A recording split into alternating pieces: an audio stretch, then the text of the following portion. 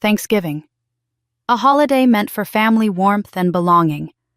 But for me, it started with a text message from my mother that cut like a knife. Thanksgiving is family only. Find somewhere else to eat. Family only. As if I wasn't her daughter. As if years of sacrifice, sweat, and sleepless nights building my life meant nothing. I sat in my office, the heartbeat of Bella's, our city's most coveted restaurant, watching through the glass as my parents and siblings strolled in, laughing proud, expecting a perfect evening.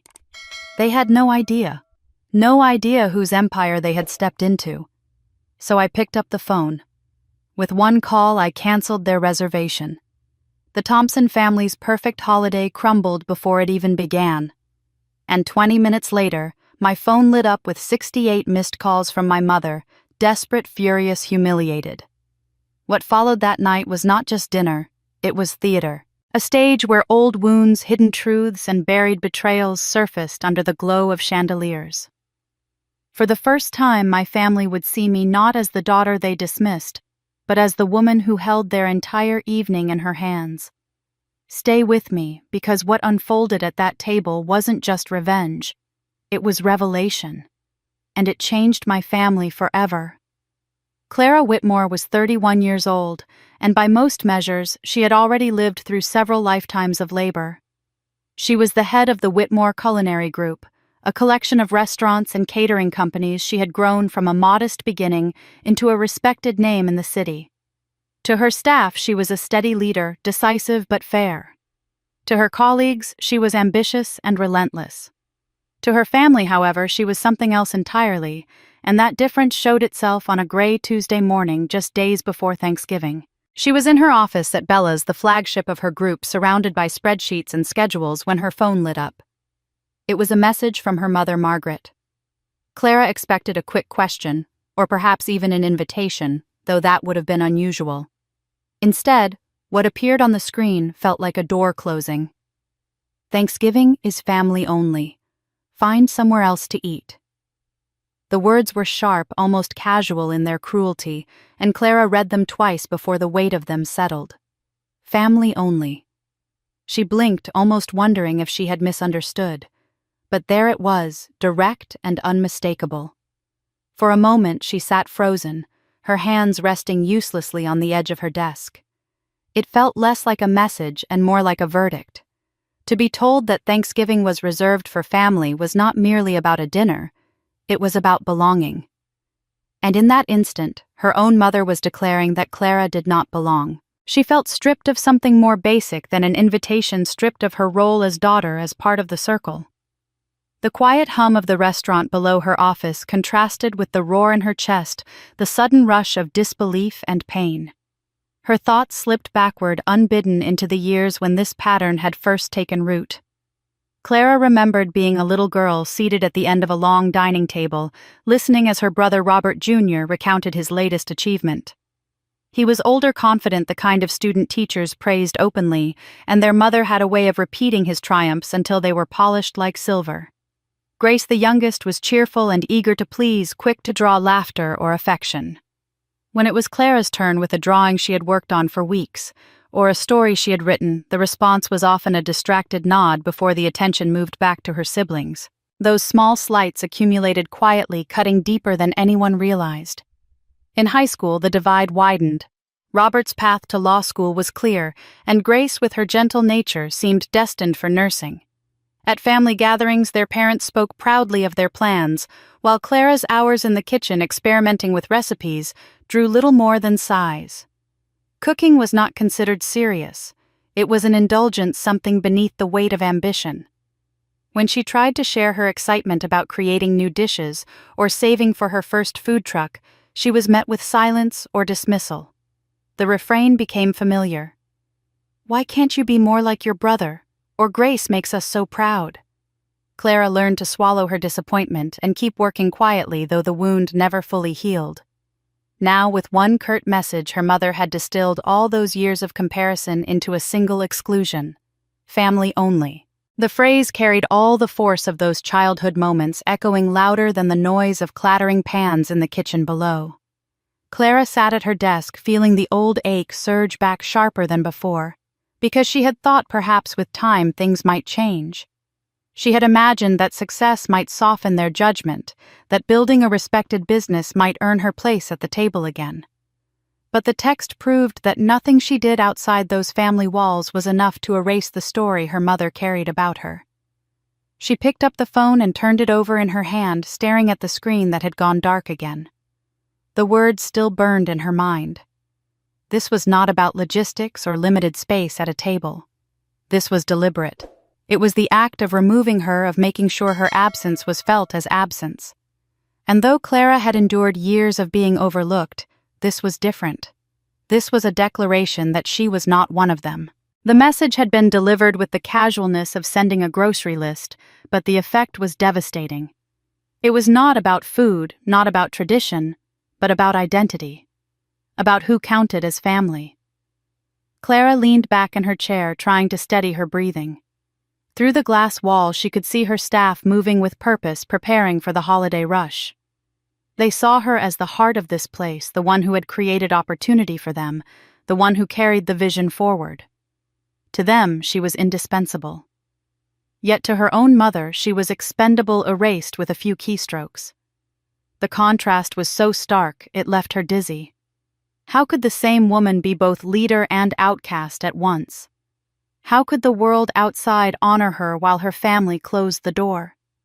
She looked down at the phone again, this time not with disbelief, but with something closer to clarity. The hurt was still sharp, but beneath it was a recognition she could not ignore. She would never be enough for Margaret, not in the way Robert or Grace were. Perhaps she had known this for years, but the message forced her to admit it fully. There was no misunderstanding. Her mother had drawn the line, and Clara had been placed on the wrong side. That reality was painful, but it was also freeing in its own cruel way. She no longer had to wonder where she stood. The exclusion was plain, and in that truth, as hard as it was to hold, something inside her began to shift. This Thanksgiving would not follow the old script of silence and endurance. Something was stirring, though Clara could not yet name it. She only knew she would not carry this wound quietly again. Clara sat still in her chair, the sting of her mother's message settling deeper with every passing second. She told herself she needed to breathe to keep her mind focused on the tasks in front of her, but the words family only clung to her like a shadow. Out of habit, she turned to her computer, thinking that reviewing reservations might help distract her. After all, Bella's, the crown of her company, was preparing for one of the busiest holidays of the year. She clicked into the reservation system, the familiar screen filling with names and details. It was a routine she had repeated countless times, checking for VIP guests, double confirming large parties, making sure every table was accounted for. This time, however, what she found stopped her heart. On the list of bookings was an entry that glared back at her: Margaret Whitmore. Party of 12. Private dining room. Holiday menu confirmed. For a moment, Clara blinked, wondering if exhaustion had tricked her eyes. But there it was, in black and white, her mother's name tied to Bella's, not just for a simple dinner, but for the most coveted room in the house. She read it again and again, each repetition cutting deeper. The family that had told her she was not welcome at Thanksgiving had chosen her own restaurant as the setting for their gathering. They had not only left her out, they had done so while stepping squarely into the space she had built with her own hands. Bella's was no ordinary restaurant. It had earned 2 Michelin stars, a symbol of precision and artistry that few kitchens achieved. The city spoke of it as a treasure, and out-of-town visitors booked months in advance for the privilege of dining there. Critics lauded its tasting menu, food writers called it the finest in the region, and reservations for Thanksgiving were nearly impossible to secure. Clara had fought for every accolade, spending years learning, failing, starting again, until Bella's became the jewel of the Whitmore Culinary Group. And here was her mother using that jewel as a backdrop to impress family, while erasing the very person who had set it in motion. The irony was so sharp it bordered on absurd. Clara could picture the scene as if it had already happened. Her mother walking into the private dining room with 12 guests in tow, her head high with pride. She would smile and point out the elegant centerpieces, the polished silverware, the attentive staff. She would mention casually how difficult it was to book Bella's for the holiday, savoring the admiration in her relatives' eyes. Uncle Edward would nod approvingly, perhaps even enviously, and the conversation would turn to how fortunate Margaret was to secure such a place. All the while, no one at that table would know that every detail they admired bore Clara's fingerprints. The flavors, the service, the very walls of that room were Clara's life's work, yet she would not even be allowed a seat. The bitterness rising inside her was not just about exclusion. It was about contradiction. To the world, Clara was respected. She was written about in magazines, quoted in industry interviews, admired by young chefs who dreamed of following her path. Her name carried weight in culinary circles, her group's success recognized as remarkable. Investors who had once dismissed her now sought her advice. Yet to her family she was still treated as less than, as though none of those achievements counted. They had no interest in her empire until it served their vanity, until it became useful for appearances. They valued the glamour of Bella's without acknowledging the years of sacrifice behind it. She thought of those sacrifices now. The nights she had slept in her car because she could not afford rent. The winters spent serving food out of a battered truck, her hands numb with cold. The endless hours negotiating with suppliers, hiring and firing staff, fighting to keep doors open when money ran thin. Every success Bella's represented had been carved out of exhaustion and grit. She remembered the first time the Michelin inspectors dined there, how she had paced the kitchen floor until her shoes ached, determined that not a single plate leave imperfect. All of that labor, all of that devotion, and now her mother had claimed the fruit of it for her own performance, excluding the one person to whom it all belonged. Clara leaned closer to the monitor, staring at the reservation details, as if the screen itself were mocking her. The name Margaret Whitmore looked almost foreign, as though it belonged to a stranger. The notes beneath it confirmed floral arrangements, special wine pairings, and additional staff requested for the evening. It was extravagance layered on top of exclusion. They had told her she was not family yet. They had no hesitation in occupying her house, her table, her stage. The contradiction was almost too much to hold. She felt her jaw tighten, her chest constrict, and her hands curl into fists against the desk. The contrast between how the outside world saw her and how her family treated her was blinding. Out there she was a leader, a builder, a woman whose name meant something. Inside her family, she was still dismissed as a disappointment, a daughter who did not fit the story they wanted to tell. It was as though two versions of Clara existed side by side, one respected, one rejected. And staring at the reservation for Bella's, she realized those two versions were about to collide in the most bitter way imaginable. Her family would sit in splendor praising the very place she had given her life to, while she was left to find another seat elsewhere. The discovery left her shaken, but also strangely clear. The text from her mother had cut deep, but the reservation revealed the depth of the wound. It was not simply about forgetting her. It was about using what she had built while denying her presence. That kind of hypocrisy could not go unanswered. Clara felt a spark ignite beneath the ache, a spark that told her silence was no longer possible. The table her mother had reserved was not just a place to eat. It was a monument to everything Clara had endured. And now, seeing her family's name attached to it, she understood fully that she would not allow them to enjoy it without facing the truth of who she was. Clara remained frozen in front of the glowing reservation screen until her reflection became clearer than the letters on the page. The entry with her mother's name felt like a wound carved into the heart of Bella's itself. The bitterness that had surged inside her now began to sharpen into something harder, steadier. She could not sit back and allow this to unfold as if she were powerless.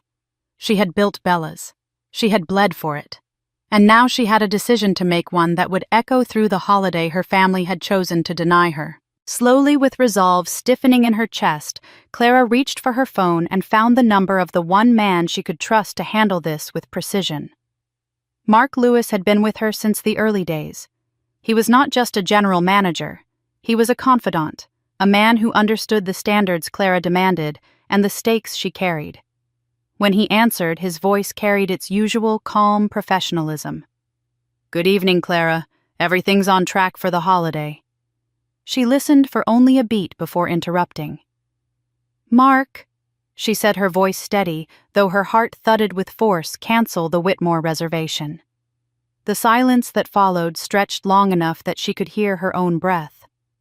Mark did not respond right away, as though he suspected he had misheard. Finally, he said carefully, Cancel Clara. That's a party of 12. Private dining room. Holiday menu. We're 5 days out. Do you understand what that would mean? She closed her eyes briefly, gathering the strength to push forward. I understand, she replied. Cancel it.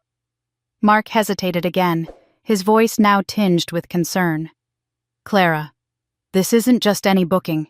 We'll lose revenue. The food has been ordered, extra staff assigned. We'll have to pay out contracts, and the room will likely sit empty on one of the busiest nights of the year. And our reputation we pride ourselves on never canceling. If we do this, word will spread. People may question our reliability. He let the implications hang in the air, the weight of his loyalty pulling against the rules of business. He had been trained to protect Bella's image, and canceling such a large party was unthinkable. But Clara's decision had already crystallized. The ache in her chest had burned away into a firm, unyielding anger. Mark, she said, her tone sharper now they told me I wasn't family. They booked my restaurant while telling me to stay away. If they want that table, if they want Bella's, they can have it, but only if I am there. Otherwise, they lose it. That's final. Mark exhaled slowly, the sound heavy with hesitation. Are you certain this is what you want? This could create chaos for them and for us. It isn't like you to make choices out of spite. Clara's lips pressed together. She understood his worry, even respected it, but this was not about spite. This was about dignity, about drawing a line after years of being diminished. It's not spite, she said firmly. It's justice. It's me refusing to be erased again. She rose from her chair, her gaze shifting back to the dining room below. The staff continued moving gracefully, polishing stemware and adjusting place settings. They worked as though the world outside did not exist, and in a way it didn't. In Bella's, Clara set the rules. She had spent her adult life being silent in her family's presence, swallowing each slight and carrying each rejection. But here in her world she did not have to remain silent. Call them, she instructed. Tell them Bella's cannot honor the reservation as it stands. If they want it, I must be included. No exceptions. Mark's voice dropped lower, steady but weighted. You realize that they'll be furious. They'll demand answers. They'll likely call you directly. Clara allowed herself a bitter smile. Then let them. For once they'll have to deal with me on my terms. Mark was quiet for a beat longer before answering. All right. If that's what you want, I'll make the call. Clara could hear the loyalty in his voice, the willingness to stand with her even when the path was risky. She thanked him quietly before ending the call, her hand still firm around the phone. The room seemed different now, as though her decision had shifted the very air. The reservation was no longer just a booking on a screen. It was a battle line, and she had drawn it herself. She would not allow her mother to exclude her and then use her work to shine. Not this time. As the minutes passed, Clara felt something new stirring within her. For years she had carried herself with quiet patience, telling herself that success alone would prove her worth. But success had never changed her family's view. They still saw her as the one who strayed, the one who did not fit their idea of achievement. Tonight she understood that proving herself through work was not enough. She would have to confront them, force them to recognize her existence, even if it meant breaking the traditions they clung to. She could picture the fallout already. Margaret's outrage, Robert's dismissive remarks, Grace's timid attempts to smooth things over. But this time Clara was prepared. She would not sit at home on Thanksgiving night nursing her wounds while they feasted in her house. She would be there, and they would have no choice but to face her. Clara placed the phone back on her desk, her fingers steady. She looked out at the dining floor once more, at the place that symbolized everything she had accomplished. Bella's had been built from sweat, from exhaustion, from endless nights when she wondered if she could keep going. Every brick and every plate was proof of her refusal to quit. And now, with her family's betrayal staring her in the face, she realized that this place was more than just a business. It was her defense, her fortress, her stage. If her family wanted to use it as a backdrop for their performance, then she would step into the spotlight herself. They would see her. They would have to. And for the first time in many years, Clara felt the old ache in her chest give way to a firmer, colder resolve. She had drawn her line and she would not move. The call to Mark had left Clara with a strange calm. For the first time, she felt that she had seized control of a story that had always been written without her. She did not know what her mother's immediate reaction would be, but she did not need to guess for long. By the next morning, Margaret Whitmore was on the phone with anyone who would pick up her voice sharp, her tone urgent. She called the city's most exclusive steakhouses the French Bistro, uptown, with a reputation for hosting politicians, even a hotel ballroom manager she barely knew. Each answer was the same. No, they could not seat a party of 12 on Thanksgiving week. No, the private rooms were all booked. No, there was nothing they could do. By midday, she had left messages at places she would never normally consider chain restaurants she had once mocked, but the outcome did not change. 12 was too many. The city was full. Margaret grew more frantic with each rejection. She had built her image carefully, a mother whose family was polished, united, and enviable. Now she imagined the embarrassment of calling her brother Edward, telling him that the great Thanksgiving dinner had no home. He had already confirmed his flight. His wife had packed carefully for the occasion, and their children were eager to boast about their own careers. Margaret had promised them elegance, promised them exclusivity, and instead she was staring at the possibility of folding chairs in her own living room with takeout on paper plates. The thought was intolerable. She paced her kitchen, clutching her phone, her hair falling loose from its careful bun, her voice rising each time she left another message. The walls seemed to close in on her with the weight of impending humiliation. Meanwhile, Clara watched the storm from a distance. She had not spoken to her mother since instructing Mark to cancel, but she could imagine the chaos.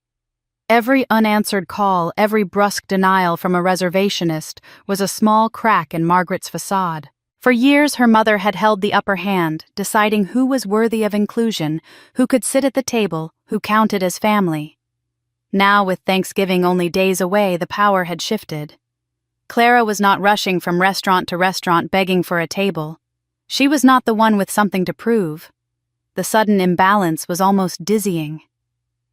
In the middle of that afternoon, Clara's phone buzzed. It was not her mother, but her sister Grace. The message was brief, hesitant, and heavy with implication. Mom told me about Thanksgiving. "Are you okay?" Clara read the words slowly. Grace had always been kind in her own quiet way. She had never mocked Clara's choices, never openly belittled her. But she had also never stood up to their mother. She was the peacemaker, the one who preferred to smooth over conflict rather than challenge it. Clara stared at the screen, considering how to respond. A part of her wanted to pour out her anger to demand why Grace had not spoken up when she was excluded. But another part of her recognized the message for what it was, a gesture of concern, timid though it may be. She typed back a simple reply, neither bitter nor forgiving. "I'm fine." It was not entirely true, but it was all she was willing to offer. She could picture Grace on the other end, sighing with relief at not being drawn into the storm more deeply. Grace would go back to tending her children, helping her husband with his work schedule, telling herself she had reached out. That was her way, present enough to feel she had done something, but never bold enough to risk their mother's displeasure. For Clara, the message confirmed what she had always known. Grace had a heart but not the will to act. She might whisper sympathy, but she would not raise her voice. And that was the difference between them. Clara had been shaped by exclusion, forced to find strength in her solitude. Grace had been shaped by inclusion, trained to keep peace at any cost. Clara did not resent her sister exactly, but she did see her role clearly. Grace would never be the one to change the story of their family. That task had fallen to Clara alone. As the hours passed, reports of Margaret's panic filtered indirectly to Clara through staff and acquaintances. One maitre d' told her that Margaret had nearly shouted when he explained there was no room left. Another manager confided that she had begged promising connections that did not exist only to be told it was impossible. The picture became vivid in Clara's mind, her mother's voice growing more strained, her desperation mounting, her perfect image beginning to crack. And for once, Clara did not feel the sting of being the outsider. She felt the shift of power, the quiet satisfaction of knowing that her mother's choices had led her here. By the time evening fell, Margaret was nearly undone. She sat at her kitchen table with a notepad littered with crossed-out names, her phone battery drained from hours of calls. She thought of Edward on the plane, of the eyes that would be upon her when he asked where they were dining. She thought of the whispered comparisons of being measured against siblings and cousins who seemed always to host grander gatherings. For Margaret, Thanksgiving was not just a holiday. It was a performance, a chance to prove that her family belonged on the same stage. Now the stage was slipping out from under her, and she did not know where to turn. In that silence, Clara's phone buzzed once more. This time she did not check it immediately. She already knew who it would be. Her mother was running out of options, and there was only one person who could restore the dinner she so desperately wanted. Clara let the phone rest on her desk for a moment longer, savoring the quiet knowledge that the next move belonged to her, not to the woman who had cast her aside. For the first time in years, the balance had shifted, and Clara understood just how powerful that change could be. The call came late in the evening, just as Clara had expected it would. Margaret's voice carried that peculiar mix of authority and desperation that Clara knew well. She did not waste time with pleasantries. "Clara," she began, her tone brittle. "I need your help. Bella's canceled our reservation, and I can't imagine why. Surely you know someone who can straighten this out. You have connections in the industry, don't you? A manager, a chef, someone who owes you a favor?"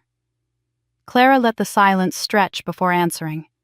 For years she had listened to her mother's requests framed as demands, her accomplishments ignored unless they could be used as leverage.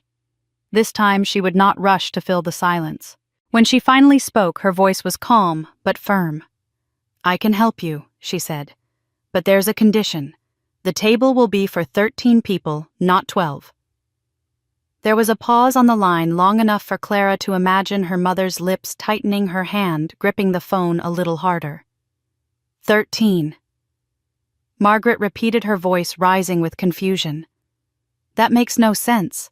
We planned for 12. Clara leaned back in her chair, her eyes fixed on the ceiling as she chose her words carefully. "If you want Bella's, if you want the private room and the meal you promised everyone, then it's 13 or nothing. I will be at that table or the table doesn't exist." The firmness of her tone was a shock even to herself, but she knew it was necessary. Margaret hesitated, clearly weighing her options.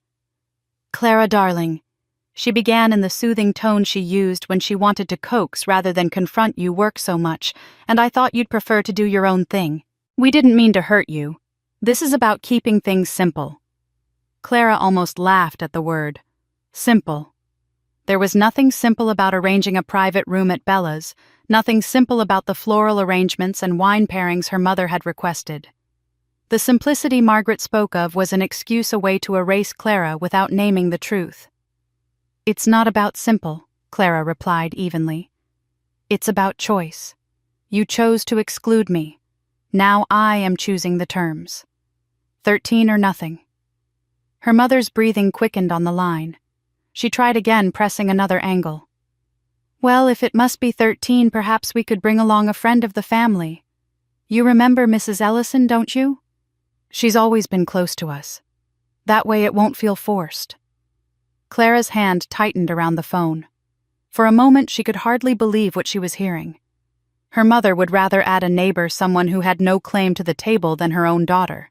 The insult was almost beyond words, but Clara did not allow her voice to waver. "If Mrs. Ellison takes that 13th seat," she said coldly, "the room will remain locked. This is not negotiable." The next morning, Mark stepped into Clara's office, his expression guarded. "Your mother called again," he reported. She asked if the 13th place could go to someone else, a family friend. She said it would make things less awkward. Clara felt the heat rise in her chest. So she would rather sit with a stranger than her own daughter, she said softly. Mark hesitated before answering. It seems so. Clara turned toward the window, watching the city traffic move below. In that moment, her resolve hardened. Every scrap of hesitation she might have felt was gone. Her mother's attempt to replace her with an outsider had made the truth clear: she would never be granted her place unless she seized it herself. That evening the phone rang again. This time Margaret's voice had lost its firmness. It trembled on the edge of pleading. Clara, I can't find another restaurant. Edward is already on his way and everyone is expecting Bella's. Please, just help me fix this. Clara listened, her expression unreadable. Then it will be 13, she said, her voice steady as stone. I will be there. There was silence on the other end, followed by the faintest sound of her mother's sigh. The sound was not relief, but resignation. All right, Margaret whispered. 13. Clara ended the call without further words. She set the phone down on her desk and folded her hands together, letting the weight of the moment settle. For years, she had allowed her mother to dictate the terms to decide whether she belonged or not. Now the balance had shifted. Margaret could not host her grand dinner without Clara. For once it was her mother who had to yield. Clara felt no triumph, only a cold certainty. She had drawn her line, and her mother had been forced to step back. As the city lights flickered on outside her window, Clara understood what this meant. She was no longer waiting for acceptance, no longer hoping for approval.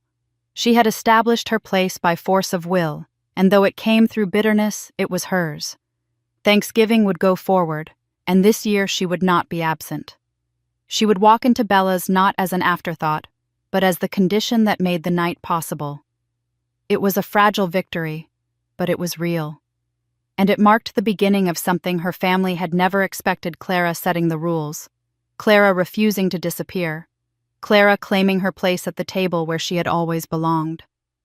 The call with her mother ended not with relief, but with a quiet certainty that settled in Clara's bones. 13, not 12. The night would happen on her terms, or not at all. With that decided, she turned her attention to the work she knew best: preparation. She stepped out of her office and found Mark in the corridor outside the private dining room's, clipboard in hand, a server trailing him with a tray of polished glassware. He glanced up, reading her expression instantly. We're locked for the holiday service, he began, then paused. Clara spoke softly but without room for misunderstanding. Mark, one more thing. Tonight and tomorrow no one uses the words owner or boss around me. Not in the kitchen, not on the floor, not in the hallway. I'm Ms. Whitmore, nothing more than that. If anyone asks about my role, you route it to yourself. Script it. Clear. Mark nodded once, already shifting into execution. Understood. I'll cover it in pre-service and again before the Whitmore party arrives. She held his gaze a moment longer. I don't want to slip because someone's excited. We've come too far to trip on a pronoun. You have my word, he said, and she believed him. They did the briefing on the mezzanine that overlooked the kitchen, the place where she preferred to speak to the team before the room filled with guests. Mark ran through the schedule, pacing of courses, the timing of wine pairings. Clara added only what was necessary, and then she repeated the one instruction that mattered most. We say Ms. Whitmore. We do not say owner. We do not say anything else about me. You're professionals. Treat me as you would any guest whose preferences you know by heart.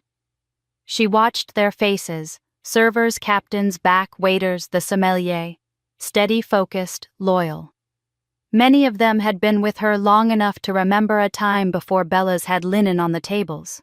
A few had joined because they believed in the way she did things, the quiet discipline, the refusal to cut corners. They would keep her confidence because she had kept theirs through pay bumps on hard months and schedules that accommodated a sick child or a night class.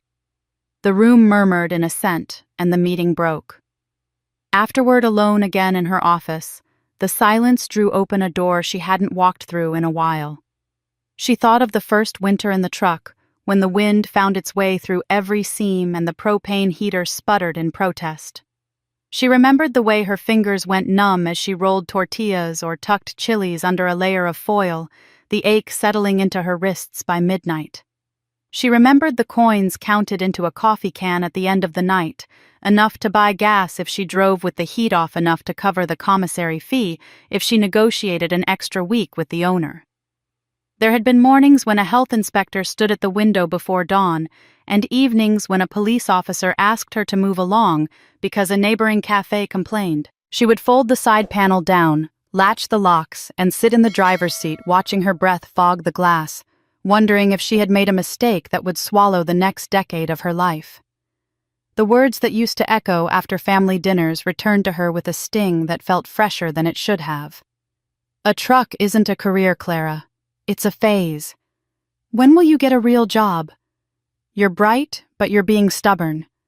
Why not something respectable? She could still see her mother's face as she said it, affection mixed with disapproval, the judgment wrapped in concern as if the packaging softened the content. Friends from school would stop by the curb and smile and say they were proud of her hustle, and a week later she'd hear from someone else that they'd called her Stand a Cute project. Cute did not pay invoices. Cute did not hold the axle together when the truck hit a pothole. Cute did not convince a butcher to extend credit when a storm wiped out a weekend's worth of sales. The path from that wind-burned curb to the office where she now stood had not been a straight line. It had been a series of stumbles and recalculations. She learned how to price a menu when garlic doubled in cost overnight, how to train a line cook to work clean when the space between the griddle and the fridge was narrower than her hips, how to greet a stranger like a regular until they became one. The first investor had not appeared until she had opened a pop-up that sold out for 3 weekends straight. The first brick and mortar had been a narrow dining room with second-hand chairs and a landlord who looked at her like a gamble each time she signed a check. She had painted trim with her own hands, hauled boxes, scrubbed a grease trap on a night she should have been sleeping. She had fired people she liked and promoted people who might outgrow her, and she had learned to sleep with her phone under the pillow in case a walk-in cooler failed at 3 a.m. Growth when it came because she refused to let a bad week become a bad quarter. One restaurant became 2 and then 3 when a chef she'd trained was ready to lead a kitchen of his own. Catering followed naturally, first for a wedding, then for a downtown gala, then for a corporate client who built an annual holiday contract into their budget. Systems improved, margins settled into something she could predict, and Whitmore Culinary Group became more than a name she'd printed on invoices. It became a structure that housed talent, a promise to guests that standards would hold.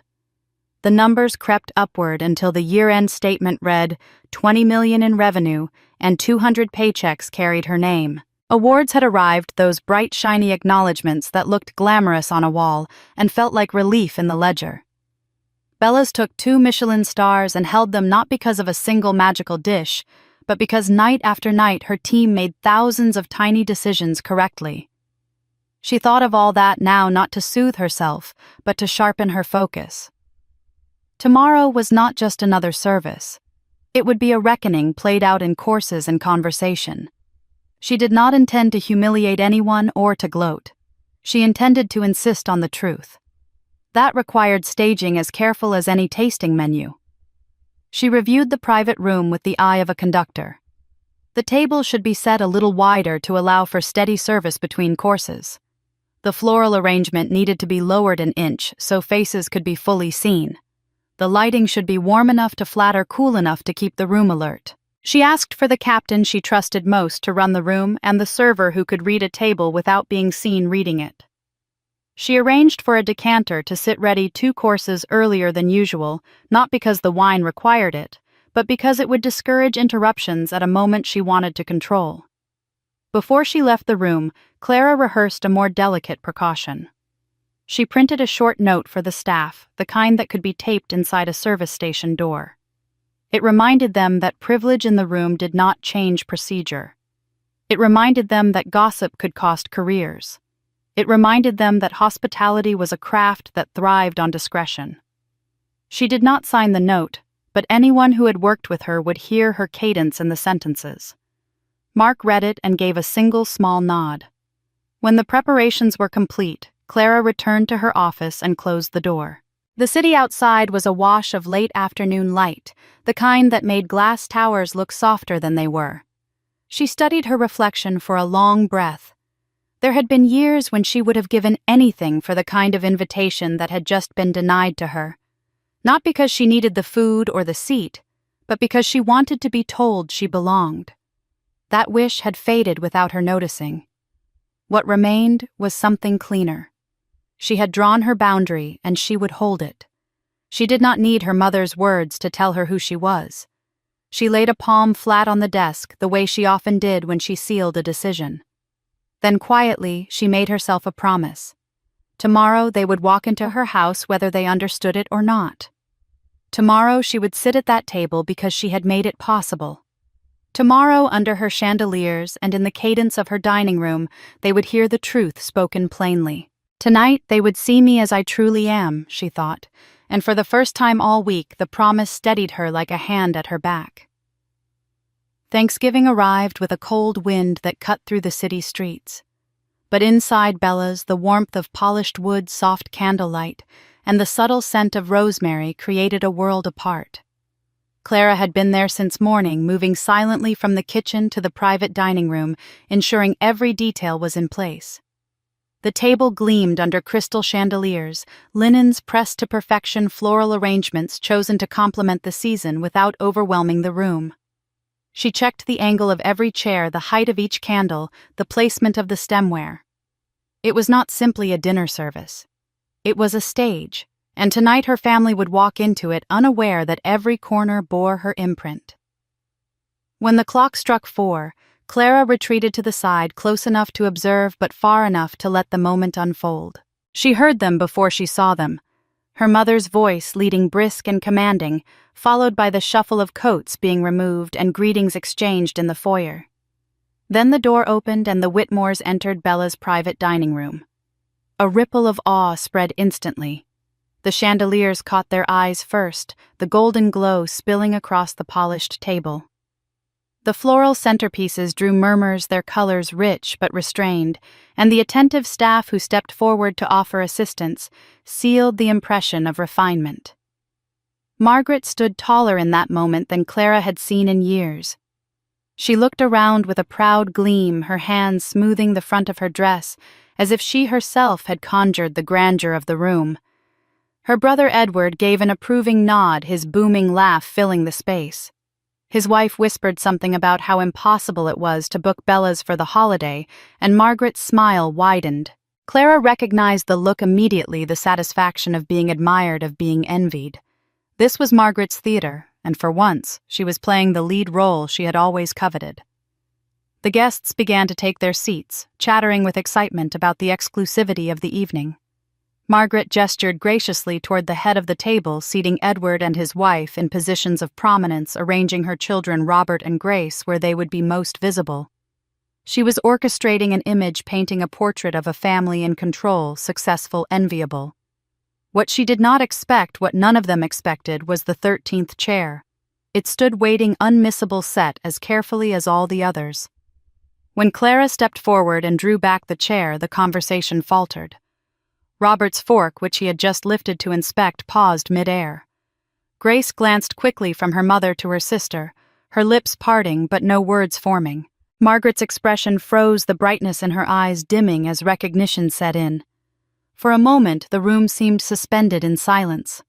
Clara sat down with a calm that bordered on regal, her movements precise and unhurried.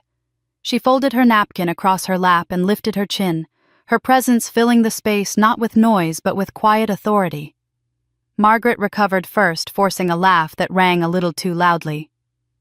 "Well, it seems we are truly a full house tonight," she said, her tone straining toward lightness. Edward raised his glass, oblivious to the undercurrent, and remarked that it was good to see all 13 seats filled. But Clara could feel the weight of the stares circling the table, the mixture of confusion, discomfort, and curiosity. She was not supposed to be there, and yet here she was, unmovable queen at her own table. As the first course was served, Clara remained composed, her voice measured when she joined the conversation. She did not fidget or apologize, did not defer to make anyone else comfortable. Instead, she allowed the room to adjust around her as though her presence was the anchor rather than the disruption. It was a subtle shift, but one that changed the atmosphere entirely. The others continued their small talk, Robert boasting about a recent case, Edward recounting his son's promotion, but the rhythm was different now. Every so often, eyes would drift back to Clara, as though they were trying to puzzle out how she fit into the picture. Margaret kept her smile fixed, but her hands betrayed her. She twisted her napkin under the table, her knuckles whitening with the effort to maintain composure. The performance she had constructed so carefully was no longer hers alone.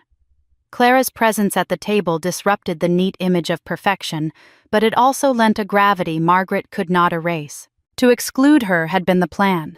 To see her sitting there calm and unshaken made Margaret's earlier decision look small and cruel. Clara felt the tension but did not flinch. She sipped her wine with steady hands, listened with polite interest, and spoke when necessary, her tone carrying the quiet authority of someone who belonged. In truth, she belonged more than anyone else. This was her house, her table, her staff moving silently in the background to anticipate every need. The irony hung thick in the air, though no one dared to name it. For Margaret, the pride of being admired by her relatives clashed with the discomfort of her daughter's silent defiance. For Clara, the satisfaction lay not in words, but in presence.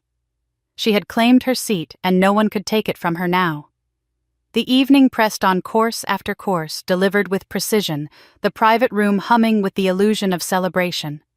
But beneath the surface, the dynamics had shifted irrevocably. Clara did not need to raise her voice or declare her achievements. Simply by sitting in that 13th chair, she had rewritten the story her mother had tried to tell. She was no longer the absent daughter excluded and dismissed. She was the figure they could not ignore, poised and unyielding queen at her own table, while the performance her mother staged began to falter under the weight of truth. The meal unfolded with polished efficiency, each course arriving in a rhythm so smooth it almost disguised the tension brewing at the table. Crystal glasses, clinked silverware scraped lightly against fine porcelain, and polite laughter filled the air. But beneath it all lay an undercurrent that Clara could feel in her bones. She sat quietly, her posture steady, her gaze calm, letting the room swirl around her without interruption. She knew how to wait. She had spent her life waiting for the right moment to speak. Her Uncle Edward leaned back in his chair, a glass of wine swirling lazily in his hand, his booming voice carrying across the table. He had always enjoyed holding court, always enjoyed being the one to inject humor at another's expense. His eyes landed on Clara, and the corners of his mouth curled into a half-smile. "So, Clara," he said loudly enough for everyone to hear, still tinkering with those food trucks I remember when you parked one outside the courthouse. "Thought you might get lucky catching hungry lawyers. Cute idea." His words were framed as a joke, but the sting was sharp. A few people chuckled politely while others shifted uncomfortably in their seats. Clara kept her expression serene, as if the jab had bounced harmlessly off her. Inside, she felt the old ache rise the countless times her work had been reduced to a hobby, her sacrifices dismissed as a phase. But she did not give Edward the satisfaction of seeing her flinch. She sipped her wine slowly, her eyes steady on the rim of the glass as though she hadn't heard him at all. The silence she offered in return was louder than any retort, and Edward, perhaps irritated at being denied a reaction, turned his attention elsewhere. Robert Jr., her elder brother, took that moment to launch into his own monologue. His voice was smooth, confident, polished from years of courtroom performance. "My firm just closed a major case," he said, glancing around the table to gauge the effect of his words. "Multi-million-dollar settlement, national coverage. The partners said it's one of the most important cases they've handled in years. I had to fly to D.C. twice last month just to finalize negotiations." He leaned back with the air of a man accustomed to admiration, his hand resting on the back of his chair like a crown laid lightly on his head. Margaret beamed at him, her pride unmistakable, and Edward offered a congratulatory toast. Clara listened, her face impassive as her brother basked in the glow of recognition. He spoke of strategy of opponents, bested of headlines praising his work. The others nodded, murmured approval, lifted their glasses in acknowledgement. Clara allowed the words to wash over her without interruption. She knew that for her family, Robert's triumphs had always been the standard. He was the star, the model, the golden sun. And she, no matter her own accomplishments, had been cast as the shadow. Tonight she let him shine, unchecked, her silence a kind of shield. Grace spoke next, her voice softer, more hesitant, yet filled with the warmth of a woman who had found comfort in her role. She spoke of her children, how the eldest had just learned to read, how the youngest had begun playing soccer, how balancing night shifts at the hospital with school pickups left her exhausted but fulfilled. Her stories were met with gentle laughter and sympathetic smiles. Edward leaned forward to ask questions. Margaret nodded approvingly, and Robert offered advice about college funds and planning for the future. Grace's eyes flickered toward Clara once or twice, uncertain, as though she wanted to include her but didn't know how. Clara simply smiled faintly, acknowledging her without stepping into the conversation. The table hummed with energy. Robert's triumphs, Grace's family stories, Edward's humor, each thread weaving together the performance Margaret had so carefully staged. Clara's silence became part of that performance too, though in a different way. To them, she was the quiet one, the one with little to add, the one whose life was a curiosity, but not a source of pride.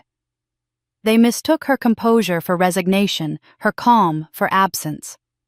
They thought she was swallowing the same old humiliation, quietly enduring the familiar role of outsider. But beneath that stillness, Clara's resolve only deepened. Every slight, every dismissal, every pointed omission was fuel for what she knew was coming. She felt no rush to interrupt, no urge to defend herself in scraps of conversation.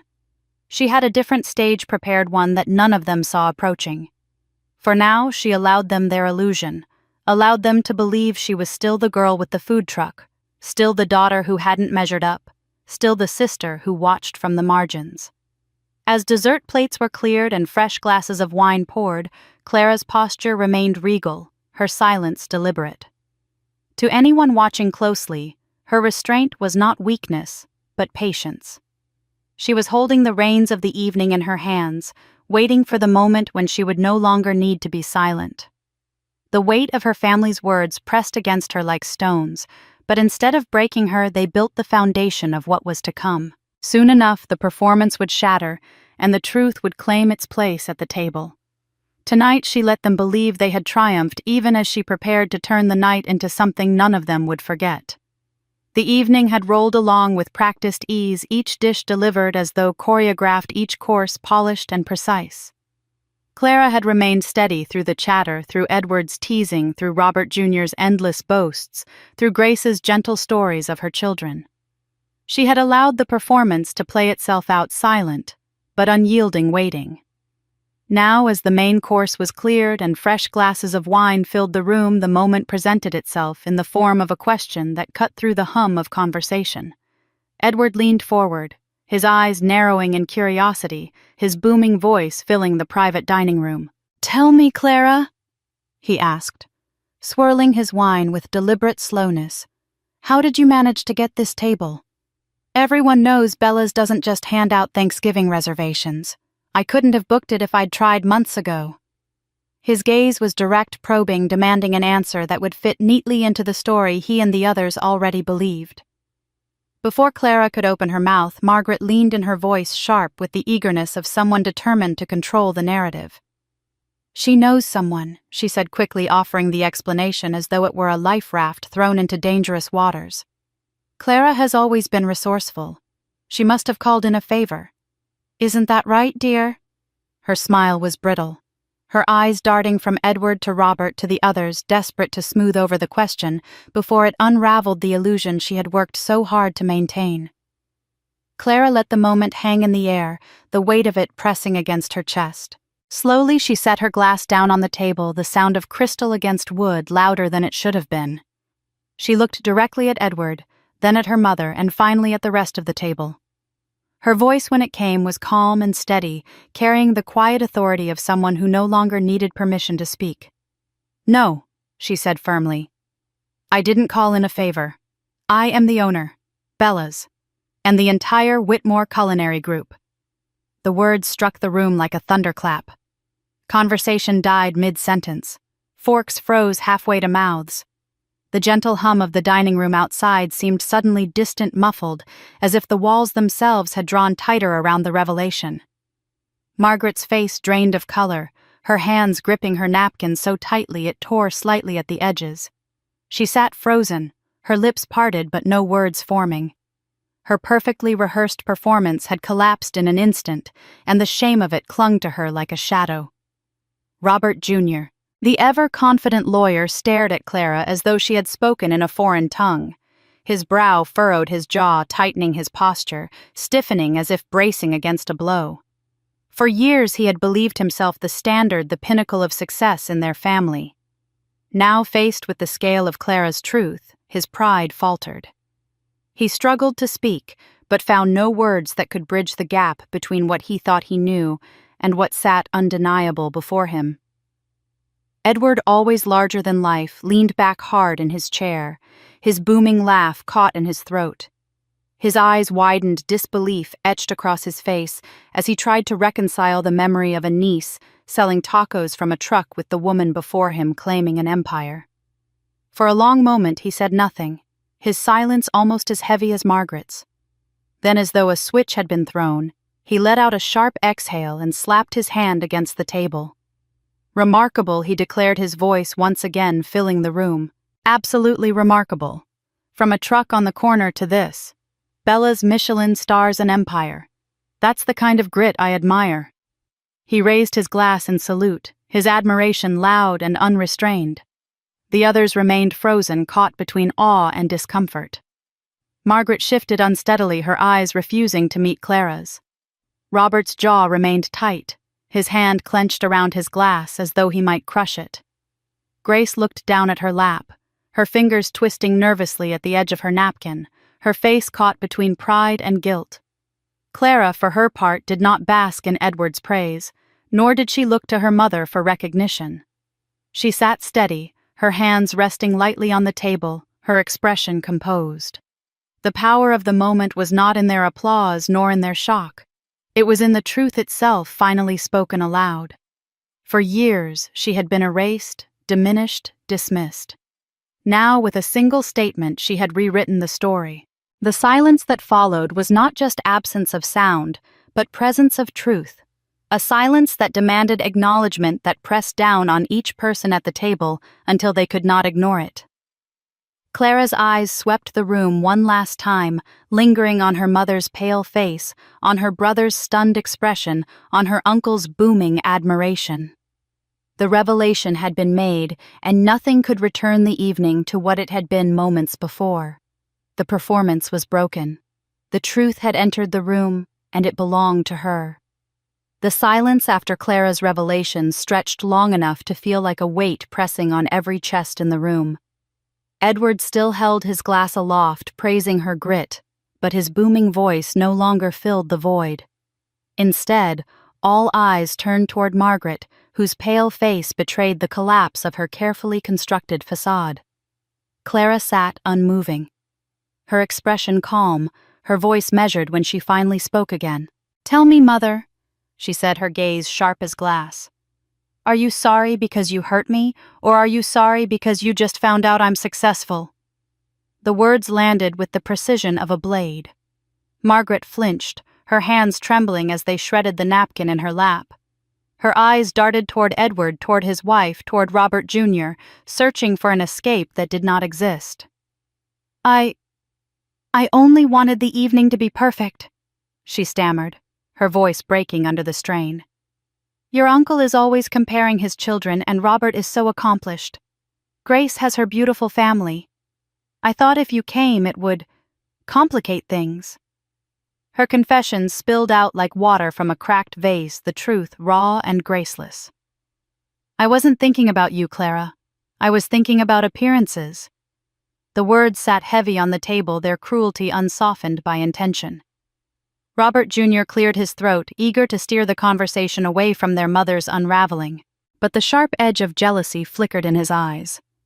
Well, he said with forced levity, success brings its own challenges, doesn't it? If Whitmore Culinary Group ever needs legal counsel, I'd be happy to advise. High-profile businesses can't be too careful these days. His tone was light, but his meaning was clear. His pride could not stand idle, and even now he sought a way to weave Clara's empire into his own achievements. It was not admiration, but ambition that colored his words. Clara heard it plainly, and though she kept her face composed inside, she felt the familiar sting of being seen not as a sister, but as an opportunity to exploit. Grace, who had been silent through the storm, finally broke. Tears welled in her eyes, her hands trembling as she pressed them against her mouth.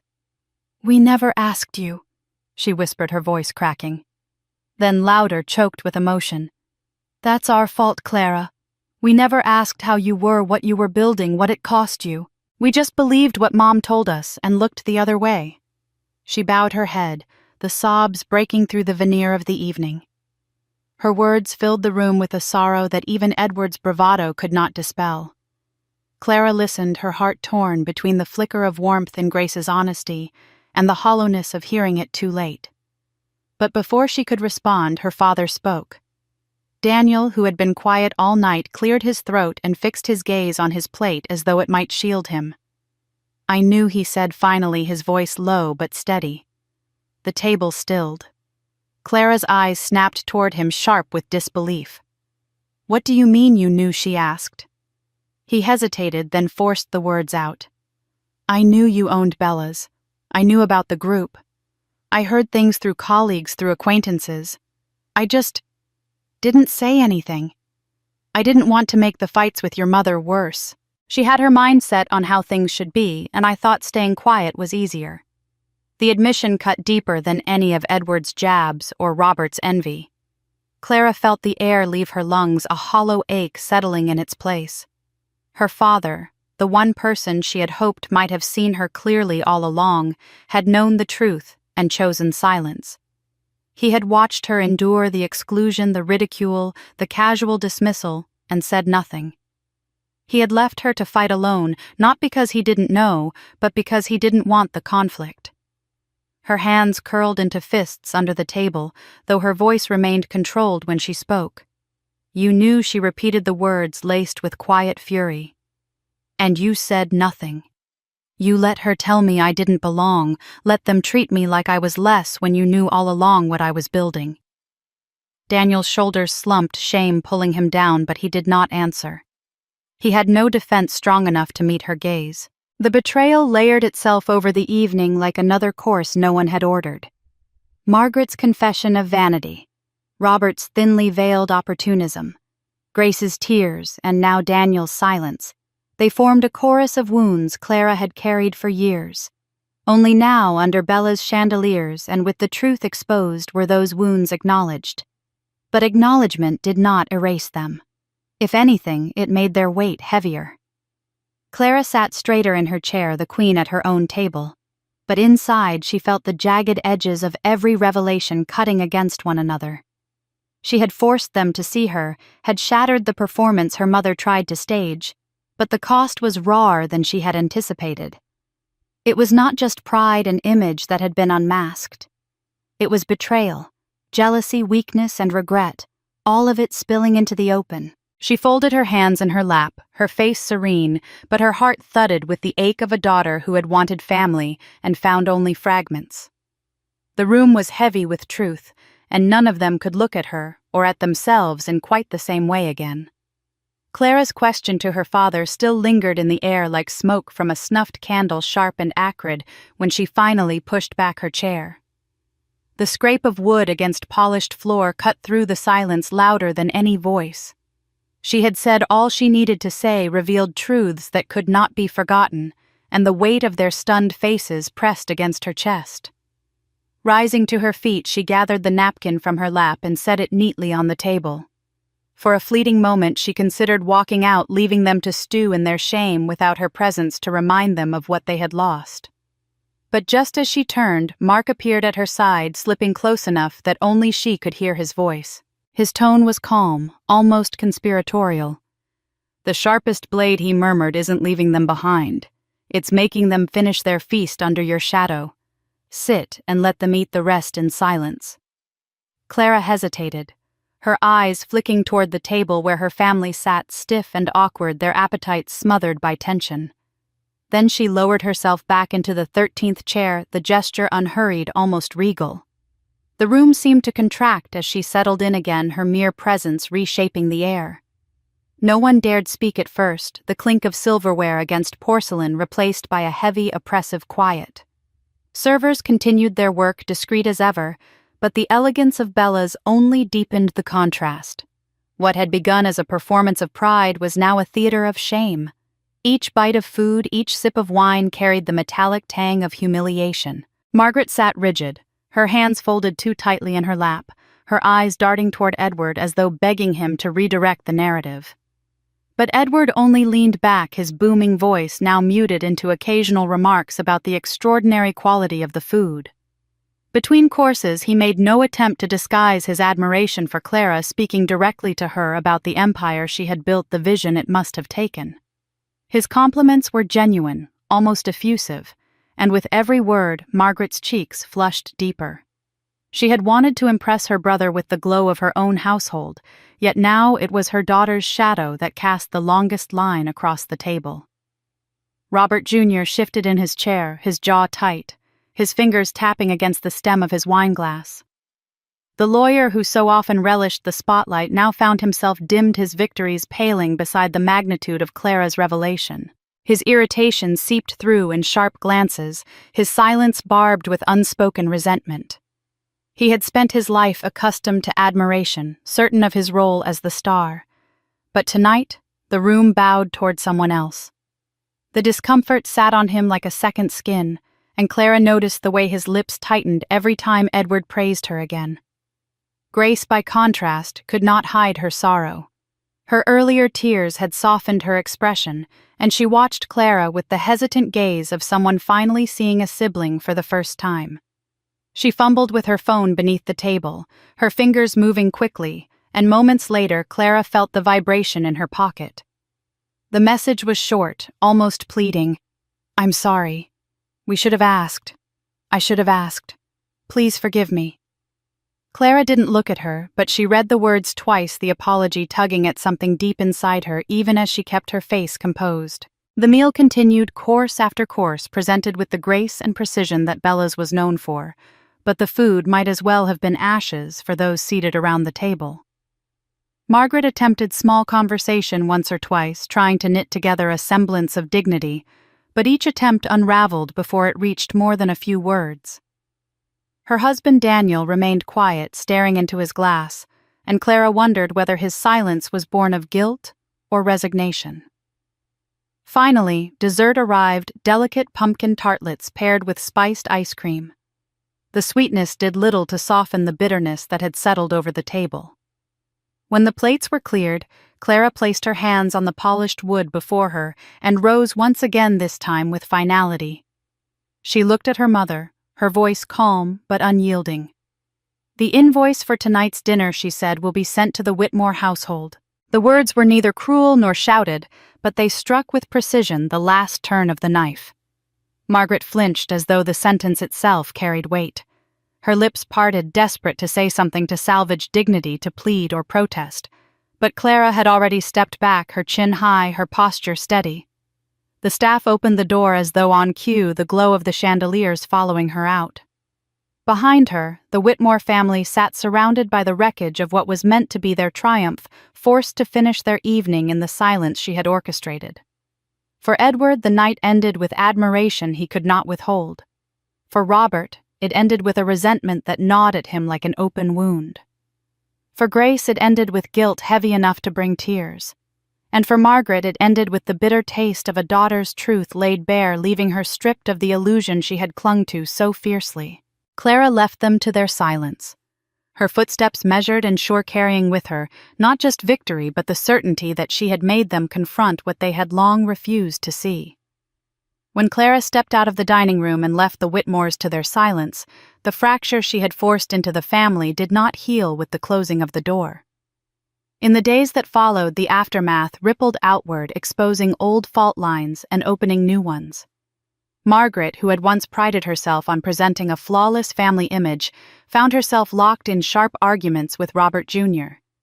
He accused her of letting the night unravel, of giving Clara a stage to outshine him. She fired back that his arrogance had only deepened their humiliation, and their exchanges became so heated that Grace stopped answering calls altogether, weary of the constant bickering. For the first time, the family gatherings Margaret had so carefully orchestrated began to splinter, not because of Clara's absence, but because of her undeniable presence. Margaret, stripped of her veneer, turned to gestures of penance. She arrived at Bella's one quiet afternoon, humbly asking the staff if she could observe how the kitchen operated. Gone was the woman who sought admiration in chandeliers and table settings. In her place stood someone trying to understand the grit behind the glory. She returned more than once, lingering in the background, asking tentative questions about supply chains, menu development, the training of young chefs. To Clara's staff, she was simply another curious guest, but to Clara, her visits carried a weight that was difficult to trust.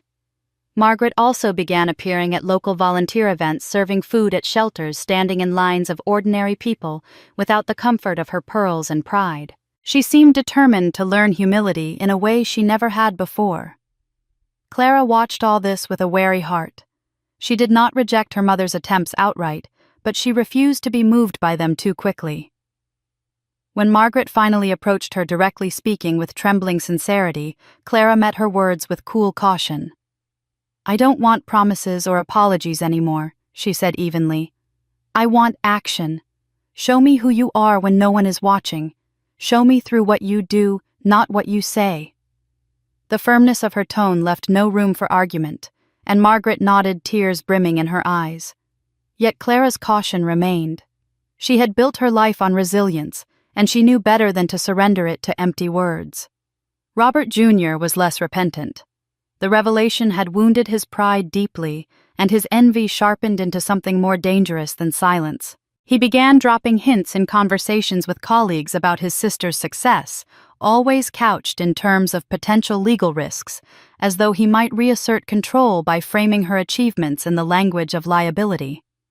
Clara recognized the maneuver for what it was and tightened the circle of those she trusted. Grace, by contrast, tried gently to build a bridge. She sent messages late at night, often filled with remorse, admitting she had allowed herself to remain passive for too long. "I thought staying quiet would keep the peace," she confessed in one note. "But I see now that silence is its own betrayal." Clara read those words with a mixture of grief and reluctant hope. As winter gave way to spring, Clara's own life pressed forward, the rhythm of her empire unbroken by family turmoil. Restaurants flourished, staff thrived, and the Whitmore Culinary Group pushed into new ventures. For Clara, the Thanksgiving dinner had marked an end to something she had carried for years, the ache of invisibility, the hunger for recognition at her family's table. She no longer needed their approval because she had learned that her value was not theirs to grant.